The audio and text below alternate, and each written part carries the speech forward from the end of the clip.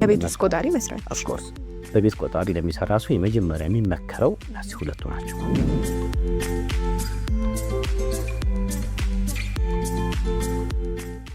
እነዚህ ማሽኖች የሚገዙ ሰዎች ከናንተ ምናልባት ምን ያህል ዋስትና አለው? ዋስትናው ምንስ ያካትታል?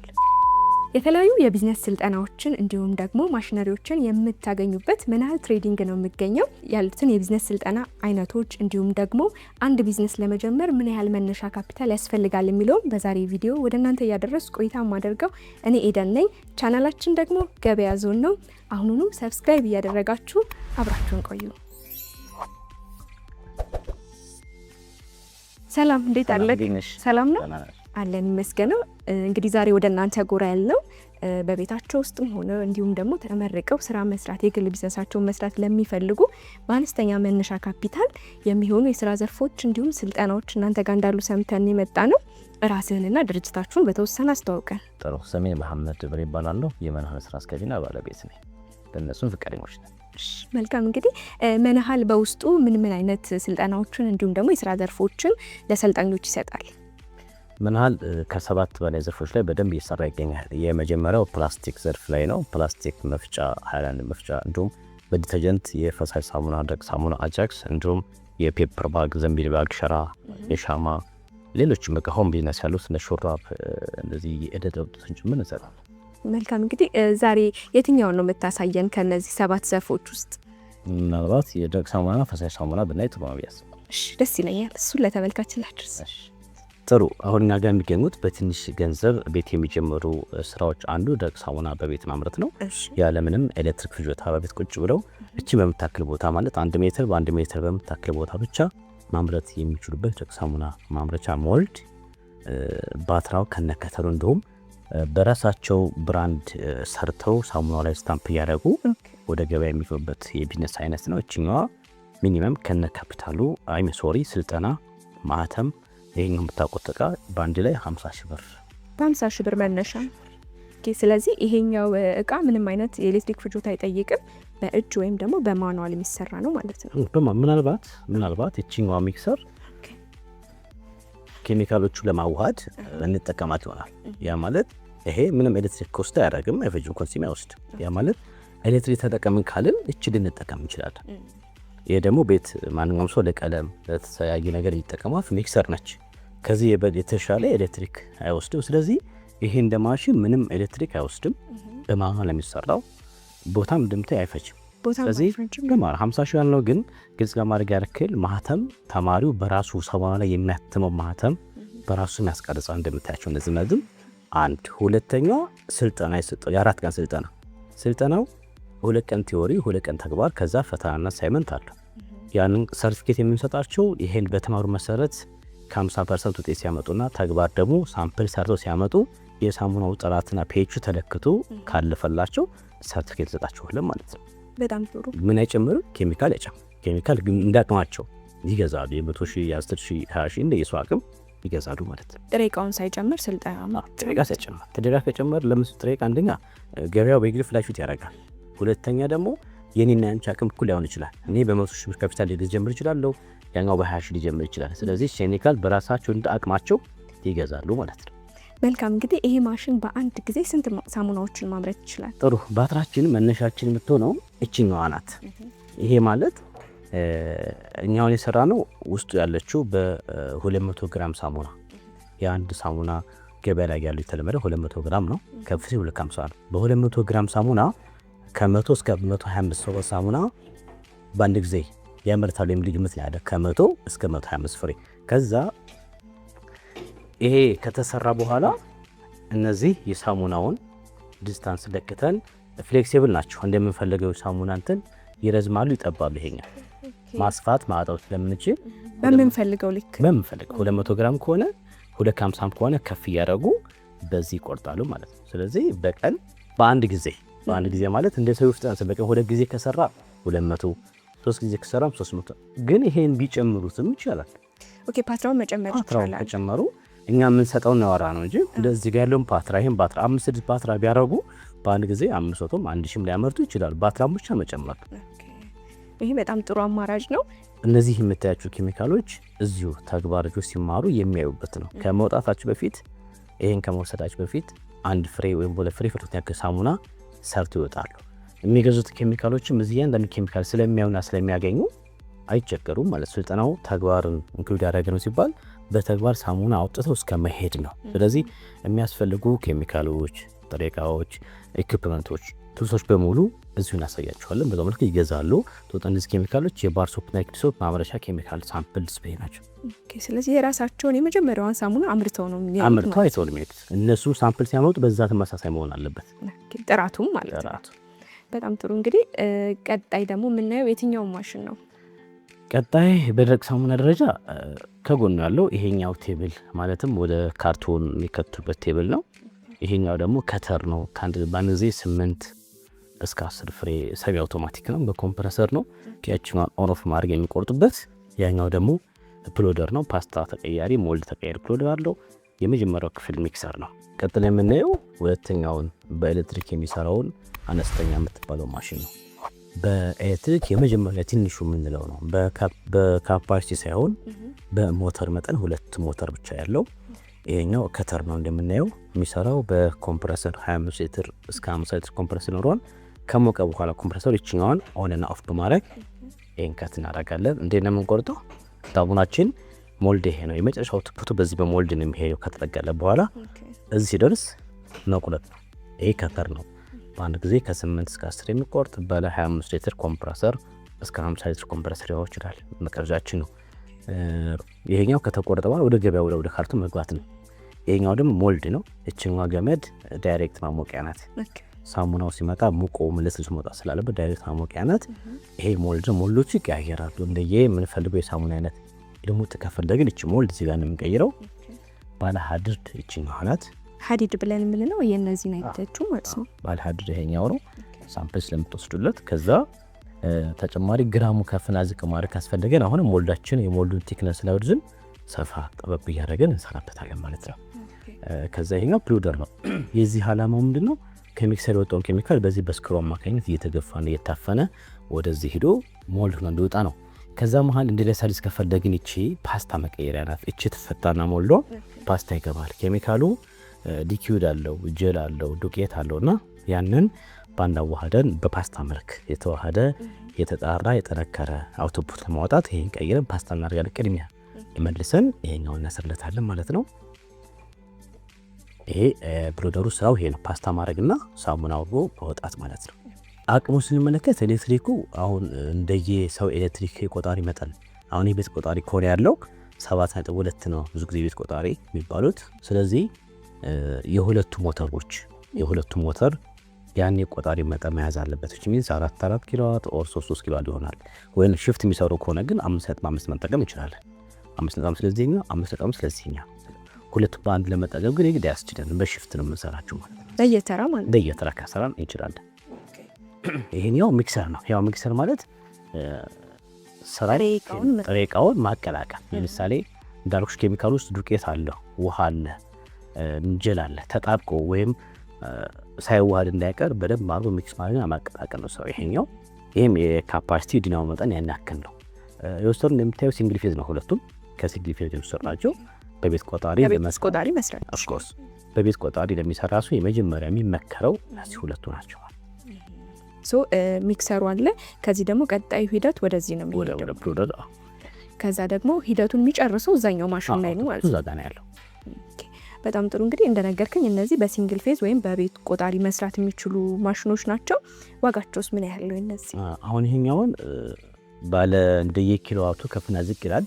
አሁን ከስተመሩ ሲያዝ እሱ ያለውን የቤት ቆጣሪ ይነግረንና ሁለቱ ማሽኖች እኩል ይስሩ ከተባለ አጣጥመን የግድ የምንሰራው ምን ኪሎዋቱ ያንሳል ማለት ነው። የዲናሞና የጊርቦክስ መጠኑ ሲያንስ ዋጋው ይቀንሳል። ግን አሁን በተሻለ ጊርቦክስ በተሻለ ዲናሞ በቀን እስከ 3-4 ሺህ ማምረት የሚችል ከሆነ ካፓሲቲው 750 ሺህ ብር ይሸጥል። ሶስቱን አንድ ላይ ማለት ሶስቱ ነው። ግን ካፓሲቲው ባነሰ የማምረት አቅሙ ባነሰ ቁጥር ዋጋው እየቀነሰ የማምረት አቅሙ በጨመረ ቁጥር ዋጋው ይጨምራል። ለምን ሳይዝም ይጨምራል። አሁን ካፓሲቲ ሲባል ዲናሞ ብቻ አይደለም፣ የሚክሰር ሳይዙ ይጨምራል። ከውስጥ ያለው አይዝጌ ብረት ስቴንሌስ ገለባኔ ስለሚሆን ከውስጥ ስለሚያደግ ሳይዙ ባደገ ቁጥር ፍራንኩን ከፍ እያለ ይሄዳል። ይሄኛውም በተመሳሳይ እንደው ይሄ ባለበት አሁን ምን ያህል ሚክስ ማድረግ ይችላል? ይሄ ከ80 እስከ 100 የምንሰራበት ነው። 80 ኪሎ እስከ 100 ማለት 100 ኪሎ ብናረገው 1 ኪሎ ግራም በ200 ግራም 5 ፍሬ ማለት ነው አይደል? 100 ሲባዛ በ5 500 ፍሬ ሳሙናዎቹ በአንድ ጊዜ ማለት ነው። እሱ 500 ባንዴ ማድረግ በአንድ ጊዜ ማለት ፋይናል እንግዲህ እንደ ኦፕሬተሩ ፍጥነት እንደ ኤሌክትሪኩ አቅም ከ30 ደቂቃ እስከ 1 ሰዓት ይፈጃል ፕሮሰሱ ብለን እናስባለን።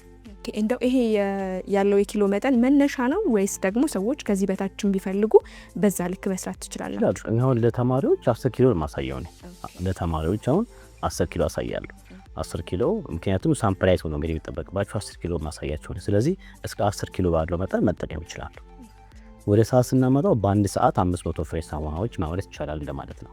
በአንድ ሰዓት ውስጥ ወደ 1 ሰዓት ብሎ እንግዲህ ያ ማለት የኦፕሬተሩ ፍጥነት እዚህ ጋር ይሄኛው 20 ደቂቃ ሚክሰር ላይ ከቆየ 40 ደቂቃውን እስከ ከተር ከጨረሰው ሰውየው 1 ሰዓት ማለት ነው። ግን እዛ ጋር ብዙ ካልሰራ ካረፈ ከተቀመጠ ይሄ ካልኩሌሽን አይሰራ። መልካም እሺ። እንግዲህ አሁን ላይ ስለ ሳሙናው ስናነሳ እዚህ ጋር እናንተ ጋር ስልጠናውን እንዲሁም ደግሞ ማሽኑን ነው ማግኘት የሚችሉት። የገበያ ትስስሩን ጥሬ እቃውን እስከ እናንተ ማግኘት ይችላሉ?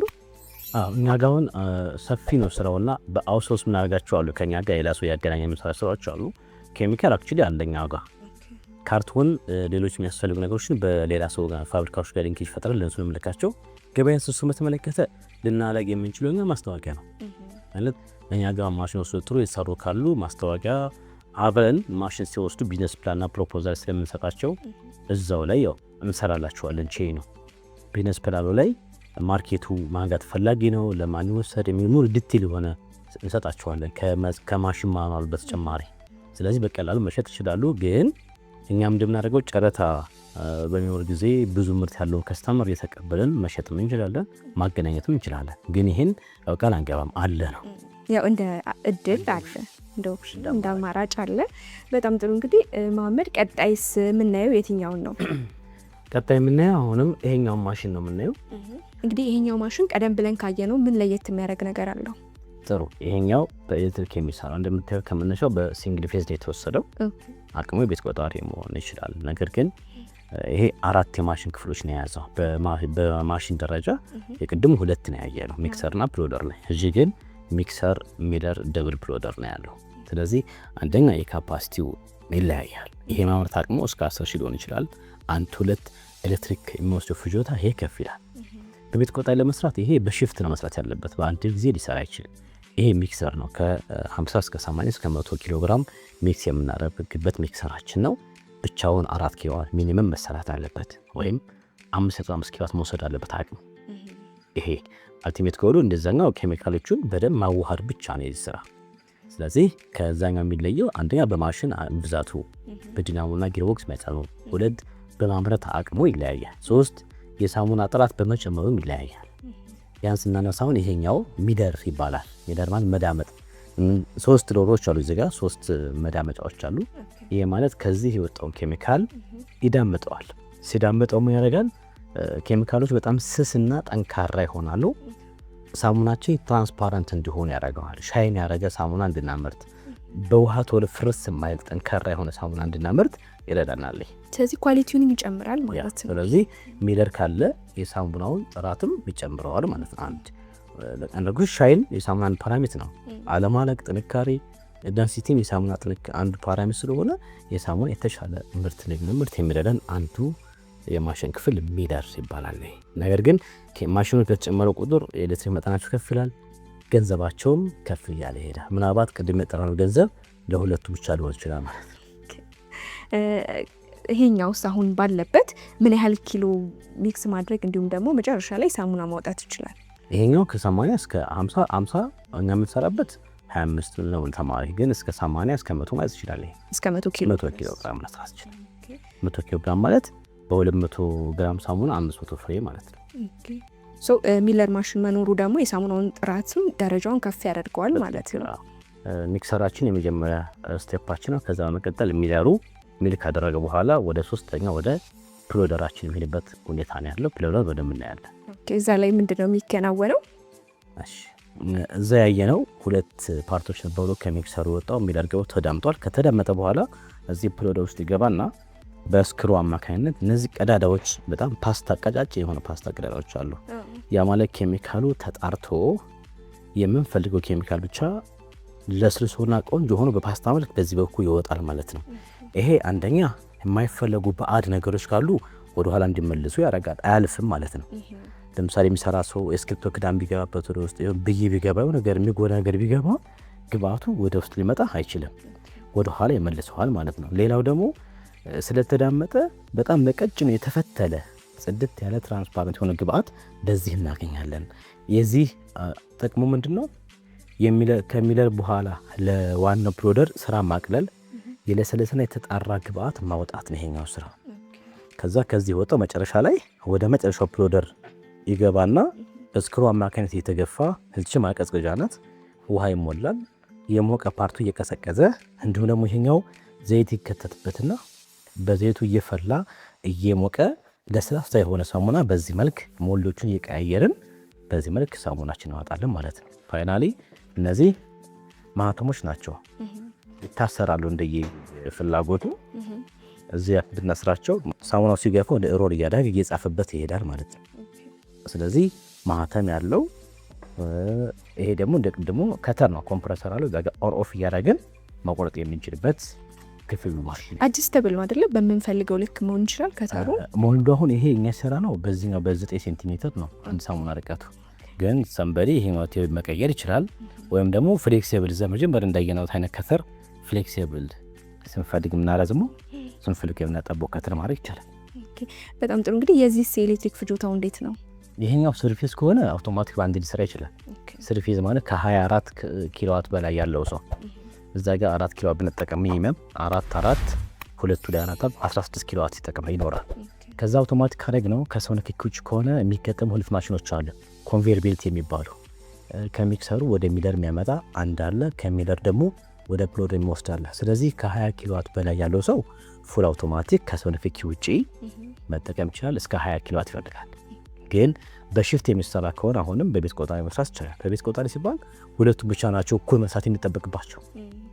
ይሄኛው እኩል ነው መስራት ያለው፣ ያኛው እየሰራ ይሄኛው መቆም አይችልም። ሁለቱ ግን ሚክሰር ፕሎደር ግን ሽፍት ማድረግ ይችላል። ያኛው ሰራን አቆም ነው፣ ይሄን ሰራን አቆም፣ ይሄን ስንሰራ እኩል እናብራለን። 7 ኪሎዋት መስራት ስለሚችል በዚህ መጠቀም እንችላለን። በቤት ቆጣሪ ግን ሳንጨናነቅ ነው በአንድ እንሰራ ከፈለገ ስሪፌዝ በሆነ ሪኮመንድ ይደረጋል።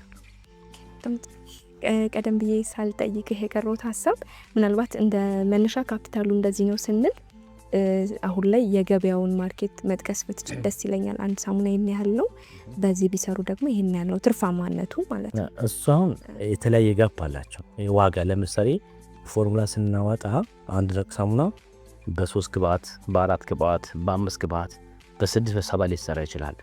ሰውየው ሳሙናውን የሳሙና ጥራቱ ሲወስንለት የኔ ሳሙና ይሄን ያክል አረፋ መጠን፣ ይሄን ያክል ንጽህና፣ ይሄን ያክል ፒኤቹ አክቲማት ብሎ ይያል። የተሻለ ኳሊቲ ሲያወጣለት የተሻለ ኬሚካል ኮስት ያደርጋል እንበልና ደረቅ ሳሙና ላይ ሶፕ ንዱስ ወይም ሶፕ ቤዝ የሚባል አንድ ግብአት አለ። እሱን 53% አድርጎ የሚሰራ ደንበኛና 82% አድርጎ የሚሰራ ሰው እኩል ኮስት ያወጣል። ኮስቱ 80% አድርጎ የሚሰራ ሰው በጣም ውድ ይሆናል ዋጋው በወባት ከ60-70 ብር ላይ ይሆናል። ግን በጣም የተሻለ ሳሙና ያመርታል።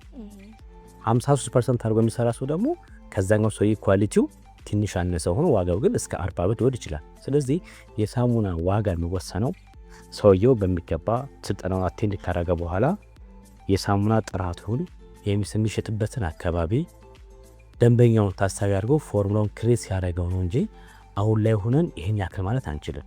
ለመነሻ ግን የማኑዋል ሳሙና ብቻ እንውሰድ። ማኑዋል ማለት የመጀመሪያ 50 ሺህ ሰራናት። እሱ አሁን በሶስት መንገድ ይሰራል። በምግብ ዘይት፣ በእሳት ሞራ እና በዘይት ሞራ ተረፈ ምርት በሶስት ይሰራል። በተረፈ ምርት ማለት በዘይት ሪሳይክሊንግ ማለት ዘይት ተረፈ ምርት በሱ የሚሰራ ከሆነ የአንድ ፍሬ ሳሙና 20 ብር እንኳን አይገባ፣ ዋጋው ይቀንሳል። በሞራ የሚሰራ ከሆነ ዛሬ ሞራ የተጣራ 180 ብር የተሸጠ ነው። ሙሉ ኬሚካል ተጨምሮ እስከ 26 ብር 27 ብር ኮስት ያደርጉታል። በምግብ ዘይት ከሰራ ግን የምግብ ዘይት ኪሎ 400 ብር የተሸጠ ነው።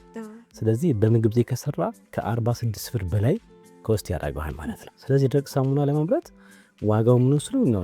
እዚህ ጋር ብንመለከት እንዶድ፣ ሞሪንጋ፣ የሚባሉ በአካባቢያችን ያሉ ለንገዛ የሚሆንላቸው ግብአቶች አሉ። እነሱን ሰብስቲው ሳርጎ የሚሰራ ሰው ዋጋው ችት ሆነ ሳሙና የተሻለ ጥራት ሳሙና ያለ ያመርታል። ሙሉ ኬሚካል ግን ገዝቶ የሚሰራ ሰው ደግሞ ኮስቱ ከፍ ይላል። ከዛ አንጻር ደረቅ ሳሙና ዋጋ ፍላጎት ያረጋልና በትክክል ይሄ ነው ብለን ዛሬ ላይ መናገር አለ።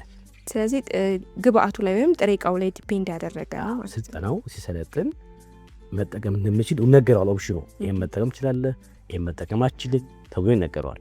ከዛ የትኛው ብጠቀም ኮስቱም ኢሜጅ ያረጋል፣ ጥራቱ የትም አይቀንስብኝም ብሎ በደንብ ከሰራና ካሰበ በኋላ መጠቀም ይቻላል። ለዚህ ደግሞ መፍትሄው እና ጋር 4 ቀን ትምህርት መማር ስልጠናውን መውሰድ ነው ማለት ነው። በጣም ጥሩ። እንግዲህ እነዚህ ማሽኖች የሚገዙ ሰዎች ከናንተ ምናልባት ምን ያህል ዋስትና አለው? ዋስትናው ምን ምንስ ያካትታል? ጥሩ። እኛ ጋር ያሉ ሰርቪሶች በሙሉ የ1 ዓመት ዋስትና አላቸው። የ1 ዓመት ዋስትና ማለት እኛው እዚሁ ጋር የምንሰራቸውና ከኛ ላይ የሚወጡ ነገሮች ብቻ ነው የሚሆነው። ማሽን ላይ ስንመለከት ከዲናሞ ውጪ ነው። ለምሳሌ ዲናሞ አዲስ ዲናሞ ገጥመን አስሙ ፈትሾ አምርቶበት ነው የሚወስደው። ከሄደ በኋላ ዲናሞ ቢቃጠል እሱ ዋስትና አንሰጥም። ምክንያቱም ዲናሞ አንደኛ የኛ ምርት አይደለም፣ ሁለተኛ ሊቃጠል የሚችለው ኤሌክትሪካል መመጣጠን ሌላ ጉዳይ ስለሆነ እሱን አንሰጥም። ከዛ ውጭ ያሉትን ግን ሌሎች የማሽን ፓርቶች ቢሰበሩ የማምረት አቅማቸው ቢያንስ 2,000 ብለን ካፓሲቲ ሰተን 1,000 ቢሆን እነሱን የ1 ዓመት ዋስትና ከሞል ሜንቴናንስ ሰቢያን የምንሰጠው። ክፍለ ሀገር ላይ ሲሆን እኛ ከስተመር ደንበኛ አይሄድም ማለት ባለሙያ አይሄድም። ተነጋግረን በዛው ባለሙያ ነው የምናሰራው። አዲስ አበባና አካባቢ ከሆነ ደግሞ የኛ ባለሙያ ሄዶ ሜንቴን አድርጎ ይመጣል። ለምሳሌ እስከ ቡራዮ ታጣቂ ሄደናል፣ አዳማ ምናምን ሄደን ሜንቴን አድርገናል። ለምሳሌ ወሎ ጅጅጋ ከሆነ ግን እዛ ባለው ባለሙያ ዋጋ አስገንተን ለሰውየው ብሩን ሪፈንድ የምናደርግለት። ጥሩ። እንግዲህ መሐመድ እነዚህን ማሽኖች እንዲሁም ደግሞ ስልጠናውን ማግኘት ለሚፈልጉ በቅድሚያ ማሽኖቹ አዲስ አበባም ሆነ ከአዲስ አበባ ውጭ የዴሊቨሪ አገልግሎት አላችሁ ወይ? ሁለተኛ ደግሞ አድራሻችሁንም የት እንደምትገኙ ማያይዘን ንገረን። ጥሩ። አድራሻችን ያው አዲስ አበባ ባና ቀለበት ነው ያለ ነው። ስልካችን ከታች ስለምንጽፍ እሱን መውሰድ ይቻላል። ዴሊቨሪ አዲስ አበባን ኤሪያው በራሳችን መኪና ዴሊቨሪ እናደርጋለን በነፃ አዲስ አበባና አካባቢ ግን እያደረግን ነው ያለ ነው። ውላቸው ላይም ይገባሉ እነዛ ነፃ ትራንስፖርት ስለሚል። ከአዲስ አበባ ውጭ የሆነ ግን እኛ የምናደርገው ከዚህ በክሬን የሚጨንቃ ከሆነ የክሬን ኮስትን ከፍልና ሌሎችም በራሳቸው ወጪ። ለምን አካባቢ ላይ ያለውን ርቀት የመንገድ ሁኔታ የሚያውቁት ደንበኛውና ሹፌሩ ናቸው። ራሳቸው መኪና ተነጋግረው ያመጣሉ፣ እንጭናለን እንጂ ያማን ነፃ ዴሊቨሪ ያለን ለአዲስ አበባ ለቅርብ አካባቢ ነው። ለሩቅ አገሩ ላይ ማመቻቸት ካልሆነ በቀር ለምሳሌ መኪና ማገናኘት ምናምን ነው እንጂ መኪናውና ሹፌሩ ናቸው የሚያውቁት የዛን አካባቢ የመንገድ ሁኔታ ርቀቱን ነክ ኮስትን ስለማናቅ ከአግሪመንት መሀል ማንከተውም እሱን ነፃ ዴሊቨሪ አንሰጥም። በጣም ጥሩ። እንግዲህ ስለ ማሽኖቹ ጥሩ መረጃ ሰጥተኸኛል። ይህን ቢዝነስ መጀመር ለሚፈልጉ ተመልካቾቼ ወደ እናንተ እንዲመጡ መልእክቴ ነው። ስልካችሁንም ከስክሪኑ በታች እናስቀምጣለን። እናንተን ኮንታክት እንዲያደርጓችሁ እያለን ስለነበረን ቆይታ ከልብ ነው ማመሰግናለን።